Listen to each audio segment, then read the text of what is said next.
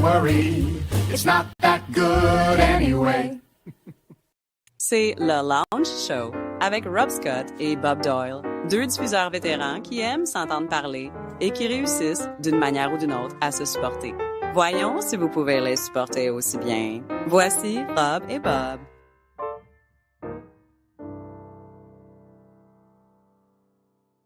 And there we go. Did you hear me say, let's see if it comes to us?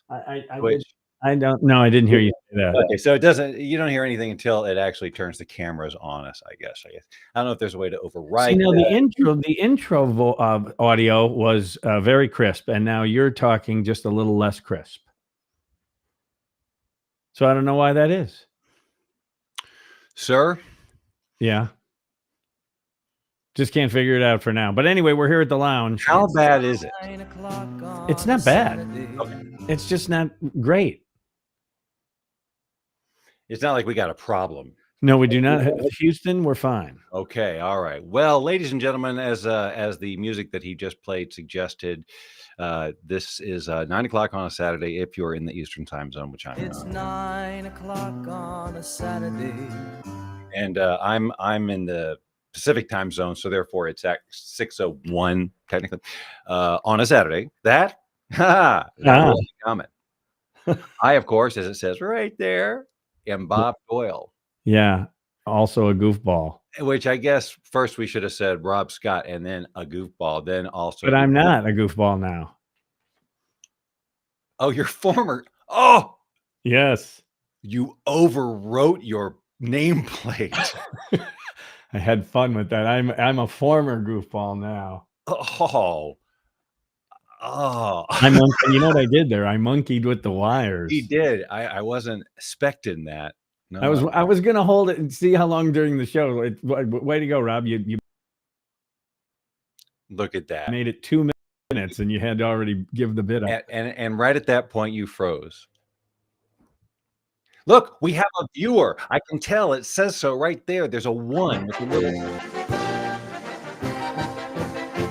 Hello, viewer. Hello, viewer. And over here, like I said, is Rob. We're here to make your Saturday evening fun. The best, not just fun. Maybe the first couple of years it was about fun. Now it's about making it the best you could be. But I should say we should really work on recalibrating your expectations of what the best is. It's yet to come. Yeah, we all have this heightened expectation of what's good because of society. Sure. It's all about school. What they taught you in second grade, right? Third, fourth, whatever it takes. Who was your second grade teacher? Miss Bose. Bose, like the speakers? Nope, I lied. No, that's correct. Wait. Wow. Miss Bose. I think it was Miss Bose. Who was fifth?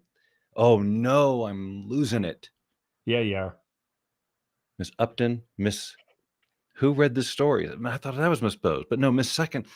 I'm pretty sure it was Miss Bose. This is what we could do, boys and girls. If you want to rewire Bob's brain, you just throw him these little ones, these little curveballs, and then he'll do a whole play. He's a whole Euripides play there. He just went through you're asking questions. So do you know? You're asking questions. I'm making statements. I hate musicals. You do hate musicals, although the other one. Oh, and I like the intro today. The you at the piano. That was very nice. That's they let everybody else sing it. I just sat there and played. But the look at the end, that's the art. When Bob looks at the camera and does his thing, that's where the art comes from. Thank you, Sora. Yeah, that's just, it's crazy out there right now. Crazy what you can do. And so what I decided to do. I was going to tell you something on the way upstairs. I was like, oh, there's an obvious thing to talk about. Which is Amber's birthday. No, we did that last week. I'm just making sure you're with me there because you couldn't remember your second grade teacher. See? I'm fuzzing his wires. See, now it's the fifth grade teacher that I'm trying to figure out because I should definitely know. Miss Brill was second grade. Miss Bose was fifth grade. Miss Brill.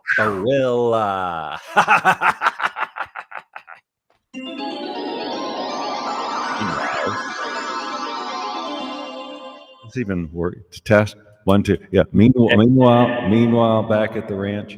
Okay. You were playing with some reverb there. That's because when we reconfigured all of this, I think I may have said this. This caused me to basically find issues, learn stuff about my mixer that I have not known since I got it. That made my life so much easier. No more switching, no more books, no more t-shirts, dirty looks. I saw London, I saw France. I'm not even gonna tell you what I saw after that. No. After the show. That's the way it was. Every single word of it, just like I told you. So my second grade teachers on the first half of the year was Mrs. Urbanski, and on the second half of the year it was Miss Urban. She sold the ski. Wait, you're kidding, right? No, can't make that up. Okay, that's pretty good. Yeah, so because apparently, she did it was people Miss probably Bose left, and we got Miss Nevins. See, there's nothing clever there. No. There's no big coincidence. It was just a bummer for everybody. Sorry. So anyway, I didn't answer correctly. What today's? You got a celebration. You have something to announce. Something. No. Something to no, because I said I got something to talk about. There must be a celebration. Well, that's me. Life of the party. What if there is though, and I just forgot. I can't believe this. I mean, it wasn't. I don't think it was necessarily Amber related. Wasn't Tracy related? I don't think it was me. Pets. Well, I'll do this then. I'll do this. You do whatever you're going to do. Oh, I was trying to Sharing the screen. Oh, yeah, you have to do that, don't you? Changing the screen. Miss sharing the screen. Sharing the screen. Yes. Oh, I have to do something? Sorry. I think so. We'll try again. Sorry.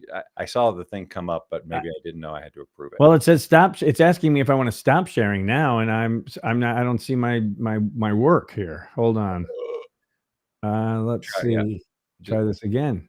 Boom, share. Boom, there. Here we go. You got it? Oh, yeah. There it is. So that was today, Sammy's birthday. Oh my. Yes.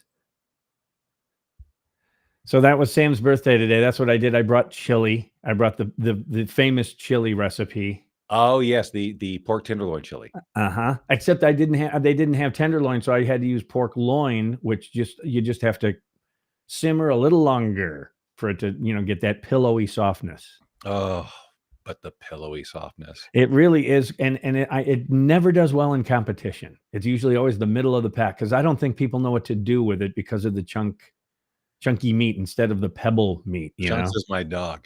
The Chunks is my. Someone told me did that line the other day, and you could see in his face that he thought I'd never heard it. Oh, it's coming, and I'm going, really? Chunks is my dog? I'm 64 years old, man. Chunks is my dog was like 50 years ago, probably the first time I heard that. But it is one of the greats. It really is. I love that one, just like I love None with a Spear Through Her Head. Like those just. A Little at First, I think, is pretty damn good too. That is classic for me, probably because of the lounge. Fair, but I've told that elsewhere, and it gets. And I'm going to say that was the very first lounge. That was the very first. Was it really? Yeah, I think A Little at First was the first. Yeah. I know that, and Kissing Me too. And the rim shots, the echo. I forgot what A Little at First. Everything's bathing in reverb. Cymbals. Who it is? It's Tracy. Oh, whoops, sorry. It's Tracy Starr. She gave us an applause. Oh, I see the hands now. I had everything. The question is it just for both of us? Is it for the show in general? Is it for the idea of ideas? Like, what is she applauding exactly? The world may never know. Yeah, that's already no way. There's literally no way to find out. No, but it was Sam's 30th birthday, and that pretty much, I don't want to say freaks me out, but 30 years old is 30 years old. Yeah, and I'm holding Millie, which is delightful. I really enjoy the little baby now. She's much better as far as a person already. How's Vanilla? Again, did I tell you that Sam did not know that reference? Yes. Fascinating. Absolutely It really is. Fascinating. It's like people at work who don't know George Carlin. I have to send them Carlin links. And then they go, oh, he's good. I'm going, I know. Yeah, it's George Carlin. But that just shows to go you, Bob. It's passed us by. Your name is Bob. It's like Opal or Gert. So I downloaded a really cool VR application this week that just some independent developer did. And basically it allows you to, through using your cameras, change the environment that you're looking at in real time. For example, I could say Harry Potter, okay, give it that theme. And like within 2 seconds, everything I'm looking at through the lens is a castle or whatever. No way. It's in your house. Yes. Way. Well, that seems like totally fun. Like I would never want to leave kind of thing. So, and let me tell you something, sir. It is easy to lose hours. They have 2 different models. One is for places. And I went outside. I've got lots of video of like going outside in the pool. You could say, haunted insane asylum. You can say murder. Isn't it interesting? I'm sorry to interrupt, but isn't it interesting that was your first example? See, these are the times of when Bob will do something, I'll go, I would never go there. Maybe on my 50th. Which one? Haunted Insane Asylum. Oh, is the very first one. No, that's right up on the list.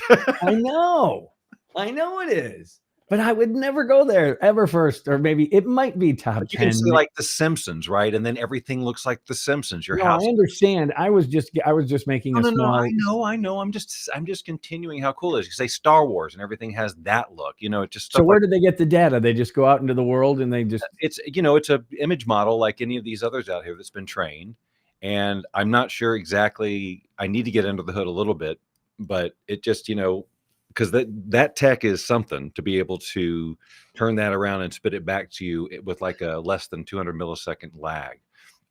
To answer that, so they have the world model that changes, your environment, and also the people. So if you say anime, and like I've got a bunch of video that I did when Emerald was sitting on the couch. So I was testing it as she was talking. I was changing the environment, and it changed. She'd become anime. She'd become yarn. She'd become all this in a yarn environment.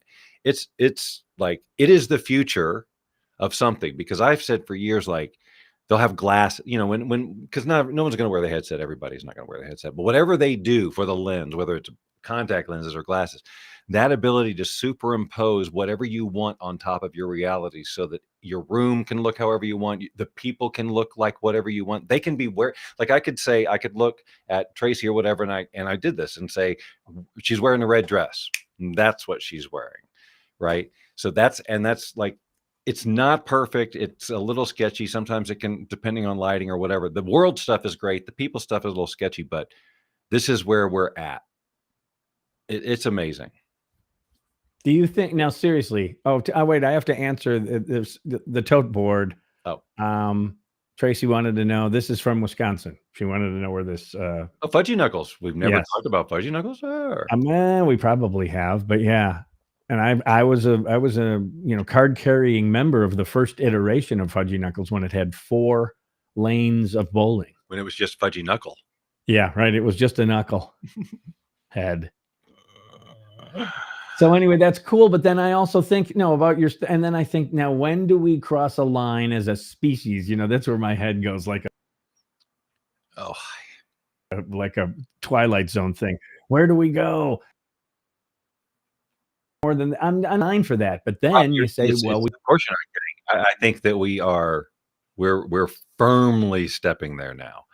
Like I remember reading a science fiction. One of my favorite science fiction book was a book called City, and it was basically about how people like me, naturally introverted people, are the ones who eventually isolate into basically a virtual reality, driven world or whatever. And but now it's basically about superimposing on top of your real life.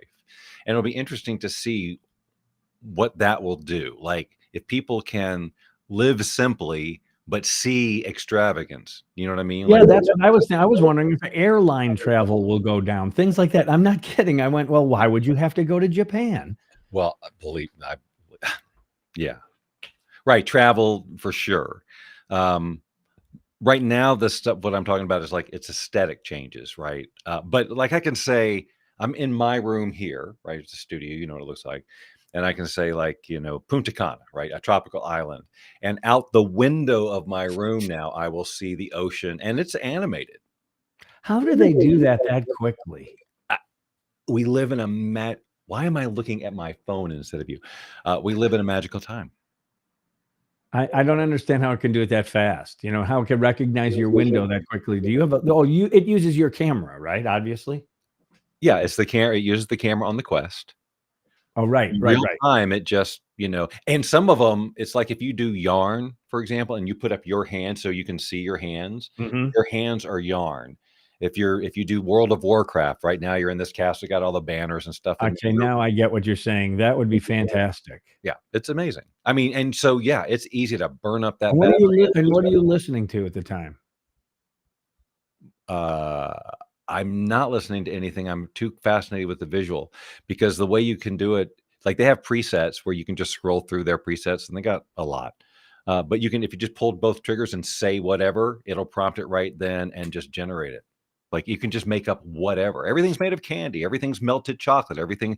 I did all that stuff today. It's just insane. Insane. I bet it can be a rabbit hole, can't it? The dopamine is crazy because it's like it's all expectation. What's this going to look like? What's this going to look like? What's this going to look like?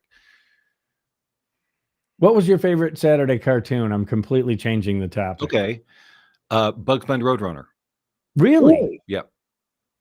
Huh. They had that 90-minute, oh, where are the boys, the chorus? We hope you like our show. We know you're rooting for us, but now we have to go.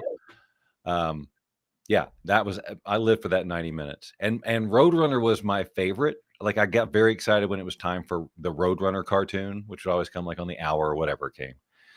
And I don't know why. I mean, it was always the same. No, I told you we had a Roadrunner party in college. Maybe you did. I don't remember. Once a year, homecoming, you have the Roadrunner party where you watch the Roadrunner. And every time Wile E. Coyote bites the dust, you have to, slam a beer. Okay. And especially, and if he comes off the cliff and hits the ground, that's a beer. And then if a rock hits him in the head, it's another beer. And then greatest drinking game ever. I know I've heard this, but that's a good reminder of. And then any Acme, that's a bong. Okay, that's how that game was played. And usually Roadrunner comes on like 7:30 in the morning, and that's on Saturday. You already no. Yeah, so for us it was like at 9 and it went off at like 9 to 9:30. So 8 o'clock was Ultraman. Oh, well, that's different. You're talking about your childhood. I'm talking about when I was in college watching the Roadrunner. It came on earlier, is my point. No, I didn't watch much Roadrunner in college. No, I just watched it in college. But who came before? Adam Man? Who did you just say? Ultraman. Ultraman. I don't know that.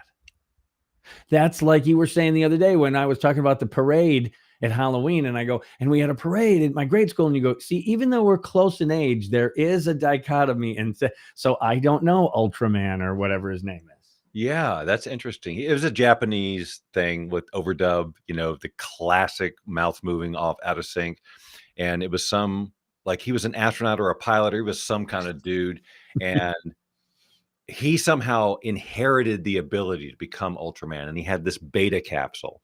And so whenever the monsters would come or there was some other trouble, he would put this beta capsule up there. And I think he said something like either his name was Hayata or he said Hayata or something. There was something he said, and then the lights would go off. And then the word Hayata. He'd become this big, gigantic, silver robot-looking dude. I'm sure if you saw the picture, you'd say, okay, yeah, I've seen that. And he just, it was basically a little mini monster movie every week. But he had these powers, and he would go like this with his arms, and would shoot like a laser out. And that was in addition to the fighting and the big costumes and all that stuff. That was a weapon. And then he had this one episode where he did like this whooshing motion with his, and it shot out these rings, and it cut the monster in half. And I'm like, why the hell would you ever use anything else? What is the point of fighting and doing the bzzz and stunning him and going through that whole thing when you could just cut him in half right away? How old were you when you discovered this? Like when Logic hit? I don't know, 11 maybe, something like that. Oh, okay. At least you weren't like 5. A crummy commercial. Ovaltine right now. No, I didn't discover Ultraman until later. Okay. Because the reason I bring that whole thing up is today I'm scrolling along, and what was it on? It was on Facebook of all places. Johnny Quest, whole episode, start to finish. And I watched like 20 minutes of probably the 30-minute or however long it was, probably with commercials, or probably 26 minutes. And That Johnny, I never. It was always on, but I never watched that one. man, did I dig Johnny? That was my favorite as a kid. Almost, Yeah, it I was know a lot of such a people cool did. place. And that was another thing you would quote something from that in the early days of the lounge. Mr. Quest, it's something completely inappropriate. Probably. Argo, though, that was the one with the real Spinner and mouth, Paddlefoot. with the real mouths in there. Yeah. That I wonder if AI knows that. Like, I wonder if I could prompt Sora to do a clutch. Boy, that would be fun to watch cartoon. if It's you so, did. it's so they're so copyright crazy right now, and understandably so, that sometimes if you even say Clutch Cargo, say, nah, we're not doing that. Okay. But I Is could that probably their find voice? a way to chat around it, like get ChatGPT to write a prompt that would describe what we're talking about in terms of that style. Because man, that stuff was just creepy. Yeah, it was. It almost made it not fun. The rest of the story was okay, and yet it was It in. was like the lips were too red, Yeah, and the and- lipstick yeah. was like coming off. Yeah, it was a little clownish, and that's Bob doesn't like clowns. Maybe that's why. I'm sure it has something to do with it. It is that red lipsticky clown kind of a mouth. But somebody somewhere was like, if we just chroma keyed a little circle Right. where the mouths are, and we could like line our mouths up. Let's try it. Let's go try it, dude. Hold on. Oh, Yeah. There's this laughing. Oh my god, that is so fucked up. Right. And then their kids, the Let's kids of go. those writers did South Park. Right. Oh my god. Yeah, I get. Oh my god. I'm just thinking if they were that radical that they said, they were stoned and looking at it, and then there's a second level of humor Yeah. just to them. They go, this looks so bad. It's funny. It's good. We're going to do it. And then they pitched it to the network, and the network said, oh yeah, I see. It's cutting edge. Right. But you're right. South Park's kind of, let's go as simple as possible. It's cardboard cutouts. Right. basically. I find that I don't watch it, but I know it has impact. I know a lot of people follow South Park. I really never watched the series, but I was blown away by the little pilot thing that went around called The Spirit of Christmas. I'm sure I made you watch it if you haven't seen it on. Is that the one with the poop? No, that is a character that came into the show. Okay. This was about Jesus and Santa fighting. I'm sure It was the very first South Park episode, and it was so over the top raunchy and completely, I mean, it is what South Park is, and nobody had ever a cartoon doing that stuff. It was just the craziest stuff. It was passed around my office back when I worked at an office. Is that siren in your house? Did I just hear a siren? My house Are they coming to get you? again. Don't They you have the said I'm paperwork? Do you have the- too entertaining. Okay. So anyway, getting back to South Park, it was over the top. It was wrong. You know what it is? I always equate that with the Aristocrats. It's Yes, think that. right. It's that level of let's just go for it. Mm-hmm. Yeah. So, but you should see it if you haven't ever seen it. I just because it's kind of a part of whatever, and you might. It's not knowing you is probably not your humor, but maybe. Like sometimes you're hit or miss. I have no idea. Sometimes, like if the quirky stuff will get to you, but I had a conversation. I've talked to you about this, Alyssa the Third. Yeah. And we had a conversation about Joe versus the volcano, and she was a fan. She was aware, and when we could get on, we could talk that when you talked about quirky. Then I thought, do I like quirky? Not much, but I liked that one. I just found that DVD like yesterday. I was sitting in front of the DVDs that we have in this little shelf out there, and there is a DVD player. It's like the size of like a Walkman kind of deal. You could take it in the And car. it will, I believe, play DVDs. Like I could watch Joe. You could also stream it from multiple places. I'm Where sure. was the stream? Where is the stream? Are you asking me? Yeah, I'm asking you. Do you know? Like I would go to your phone, IMDb, and say where is it streaming, and then they'll tell you. Or you can always go to Prime and rent it. I swear they've got just about everything. yeah. Brent Schmidt. I want to Okay. know first of all if there's a place I can stream it Yes, I'm sure. when I have a DVD right there. Oh, I see where you're Although going. it's not even a Blu-ray. I got it from you. I'm sure.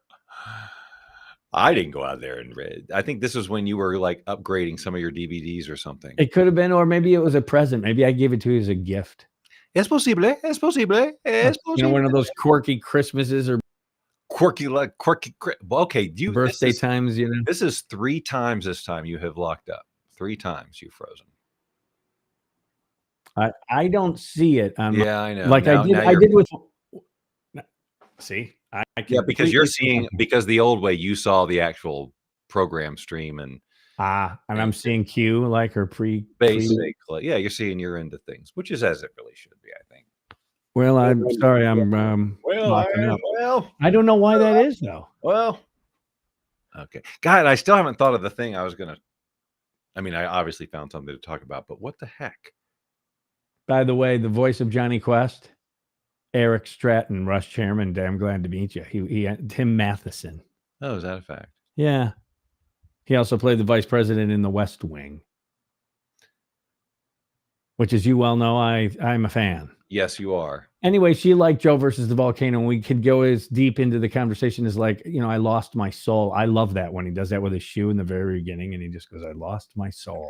Yeah, I would like to watch that again. I haven't seen that in quite some time. I don't. That's one where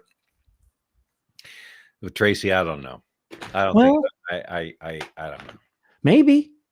You never know. I know she would watch it with me. I don't think she'd get up and walk out in the middle at this point in our relationship. Well, you know what? You could It's like preface a the 10+ year thing. Like you got to hang with the movies for at least the first 10 years, right? I guess I haven't read that book. If you sit down to commit. Now, if I, But you can tell her that I beat the hell out of it on the air when I reviewed it, and then have come to realize I was a moron. right. So sometimes your first the first time you consume that movie, it may not agree with you so much. Right. But it's hard enough to get either one of us to sit and watch a movie. It's like there's only going to be one chance. I get that. A lot of times though, Amber and Tracy will watch a little TV from time to time. Yes, they've been known to check out a thing. They've been known to binge through seasons of stuff. I think tonight is Ghosts, which I think we talked about. It's a harmless, fun show. Delightful little. Yes, it's a romp. It's a delightful romp. I think we said it's this close to being horrible. You know what I mean? It's like this close. But they manage to salvage it every time. Every little bit of the show itself, you go, yeah, okay. At least I did. I mean, I'm not addicted to it. I knew some people who would just chomp on it. I say that, but it's not. It's like somehow, whether it's the writing or the performances, the quirkiness of the individual actors or something, it saves it. It just is what it is, and it's okay. Yep. Because I'm very normally like, oh, hey man, it's going to be raining here for the next 3 days here in Henderson, Nevada, Las Vegas proper. We've got some sort of a thing coming in, and man, it's going to be with us for a hot minute, and we could use it, Rob. A lot of tall trees. Brilliant. What? Groundhog Day. Oh. And out west, we've got a lot of very tall trees. And then he comes off the set and he asks Kissy, guy who loves them, oh, Phil, tall trees, that was really good. Can you handle the 5? Just handle the 5. I'll be back for the 10, Very beginning of the movie. You did a whole weather thing. You did a nice weather thing. That's why I did that reference, you see. Yeah, I remember. That was in the commercial. Oh, was it? In the commercial. The trailer was him going. Oh yeah, that's a good scene. It kind of says, I see what kind of thing we're dealing with here. He's kind of a character. He's got some humor in what he does. Right. Or so he thought. Hairdo. For your information, hairdo, I'm going to be a major network is looking at me, or he said something like that. And then what's his name? What's the guy's name? I always forget his name. He looks like Kevin Underwood. Chris Elliott. Can never recall that name. I can picture him. Letterman show. He had a lot of fun lines in there, like did he just call himself the talent? Yeah. He had that line.